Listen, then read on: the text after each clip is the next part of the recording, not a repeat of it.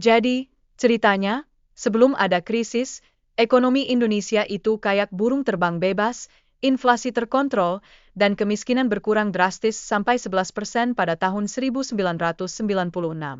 Bayangkan, itu seperti kita lagi main video game dan berhasil dapat skor tinggi.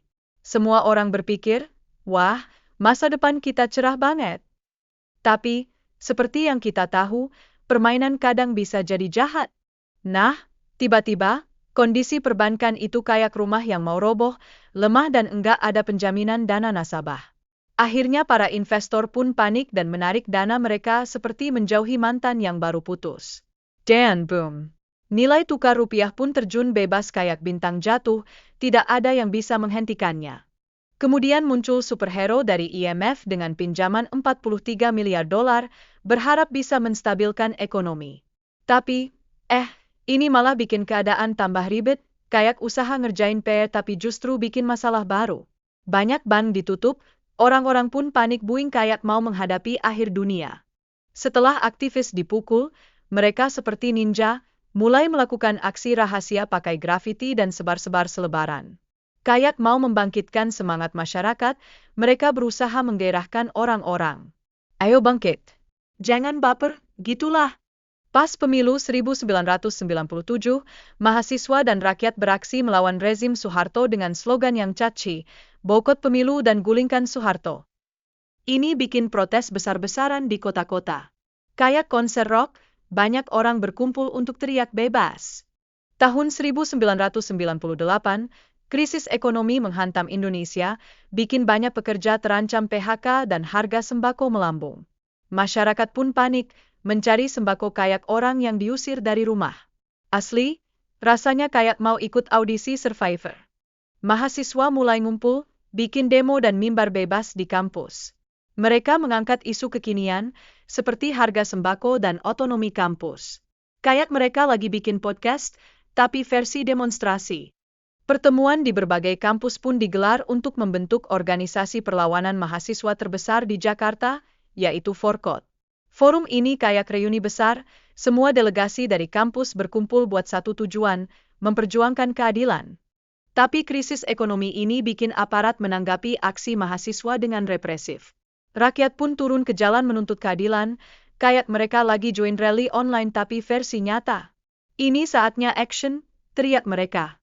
Demonstrasi di berbagai daerah, termasuk Bima, Pasuruan, dan Tuban, membuktikan ketidakpuasan masyarakat. Ini kayak trending topik tapi di dunia nyata, aksi-aksi seringkali berakhir ricuh. Keriuhan sampai bikin orang pusing. Sayangnya, etnis Tionghoa jadi sasaran kemarahan saat kerusuhan berlangsung. Ini menunjukkan ketegangan sosial yang meningkat. Banyak dari mereka diungsikan ke tempat yang lebih aman, kayak pindah ke safe zone di game. Tragedi terjadi saat 2 warga tewas akibat penembakan oleh tentara. Ini bikin mahasiswa semakin marah. Bayangkan, ini titik balik yang bikin protes semakin menggila, bagaikan lampu merah di tengah jalan. Media non-mainstream pun berperan penting, menyebar hasil referendum mahasiswa yang menolak Soeharto. Pemberitaan ini semacam booster, meningkatkan semangat dan keberanian mahasiswa untuk beraksi. Semangat itu kayak nonton film superhero. Tuntutan mahasiswa mencakup berbagai isu politik dan sosial, seperti penghapusan korupsi dan pengunduran diri Soeharto.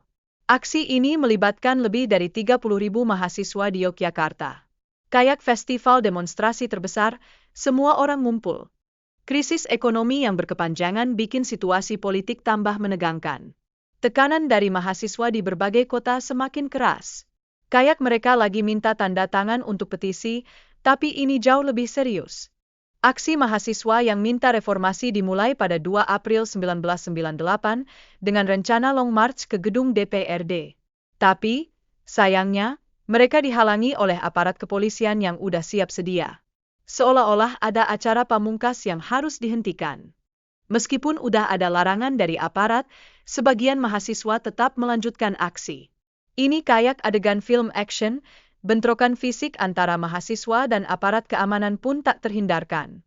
Mahasiswa pun menuntut 6 poin reformasi, termasuk penghapusan KKN dan otonomi daerah. Tuntutan ini bukan sembarang tuntutan, Ini tuh suara dari hati mereka yang kecewa dengan pemerintah Orde Baru.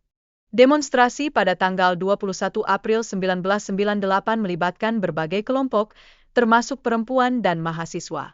Ini menunjukkan solidaritas dalam menuntut perubahan sosial. Bukan cuma mahasiswa yang berjuang, semua elemen masyarakat bersatu. Aksi mahasiswa di Yogyakarta mencapai puncaknya pada 8 Mei 1998. Namun, bentrokan dengan aparat keamanan menyebabkan banyak korban. Keduanya bak dua superstar yang bertanding, ketegangan ini bikin semua orang cemas. Tragedi Trisakti pada 12 Mei 1998 menandai momen kelam, di mana 4 mahasiswa tewas akibat tembakan aparat. Insiden ini bikin masyarakat makin tidak percaya kepada pemerintah, kayaknya pemerintah harus serius introspeksi. Massa mahasiswa saat itu mencapai 6.000 orang dan didukung oleh pimpinan universitas. Mereka berusaha melakukan long march menuju gedung DPR MPR, niatnya mau bikin pernyataan besar. Tapi, sayang, ketegangan antara mahasiswa dan aparat berujung pada tindakan represif. Aparat keamanan menggunakan gas air mata dan peluru karet untuk menghadapi demonstran.